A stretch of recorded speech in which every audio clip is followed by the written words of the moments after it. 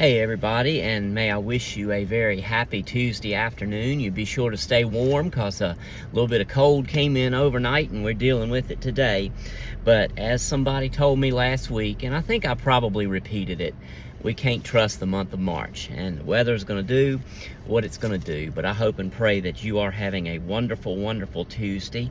And I wanted to remind you, it's probably already happened, so I apologize for not making this video earlier. But certainly be in prayer for Betty Jo as she has, or maybe it's already happened, her eye surgery today, and just pray that God will minister healing to her for that, and she'll very, very quickly be healed from the surgery there.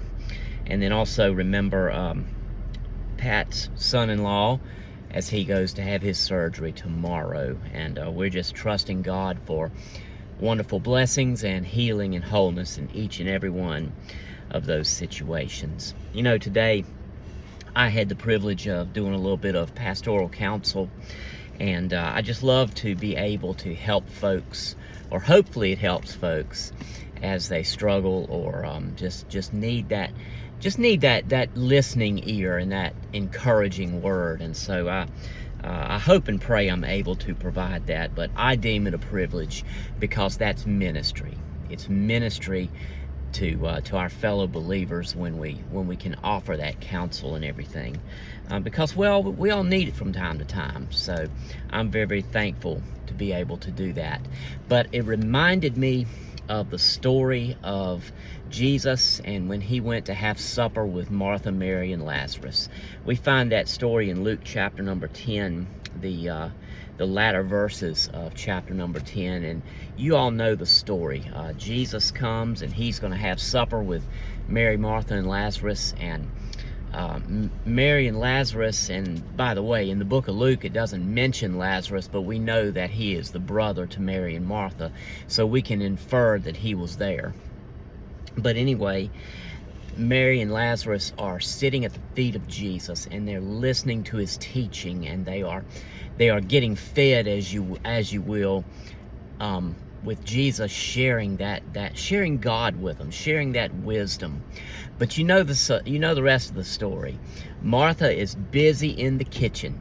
Jesus has come to supper, and Martha is doing everything that she can do to make sure that everything is exactly right, to make sure that the meal is going to be wonderful. And next thing you know, she gets a little bit flustered. I can just imagine hearing the pots and the pans bang together, and Martha, I don't know, maybe kicking the counter or something like that. And finally, she comes out of the kitchen, and well, let's look at verse number 40. Luke chapter 10 and verse number 40. But Martha was distracted with much serving. Basically, it's just exactly what I just said a minute ago. Martha is busy in the kitchen. She's making sure the meal is just right. She's making sure that the presentation is just right. And she wants everything to be absolutely perfect for this time when Jesus has come to have supper in their house. Now, there's nothing wrong with that. There's nothing wrong with her serving. There's nothing wrong with her wanting everything to be perfect. But there is something that she misses. And continuing in verse number 40, and she approached him and said, "Lord, do you not care that my sister has left me to serve alone? Therefore, tell her to help me." Martha's flustered, and she wants some help. She's serving, and she wants Mary to help her. Verse 41, and Jesus answered and said to her, "Martha, Martha, you are worried and troubled about many things, but one thing is needed, and Mary has chosen that good part, which will not be taken away from her." Now, what is happening here? Mary and Lazarus, as I said, the Bible doesn't mention Lazarus in this account, but we can infer that he was there because he's the brother of Mary and Martha.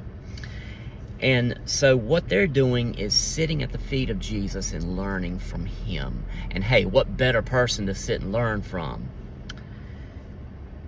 And Jesus has to scold Martha a little bit because she's more concerned with the meal and the prep and the presentation than she is about having Jesus in her home and her learning from him and her being fed spiritually through what Jesus has to teach her. What is the takeaway for us? The takeaway for us is this: there's absolutely nothing wrong with our service for the kingdom of God, but we all, each and every one of us, need to have that time where we can simply worship at the feet of Jesus. Why? Because that nourishes our soul. So remember, Christian, there's absolutely nothing wrong with your service, but you make sure that your being is just as important. It's a delicate balance. But if you're so encumbered with serving versus being, you're going to find yourself burnt out and frustrated, just like Martha did. So be encouraged by this word today. And love you folks, and I'll talk to you a little bit later. God bless you.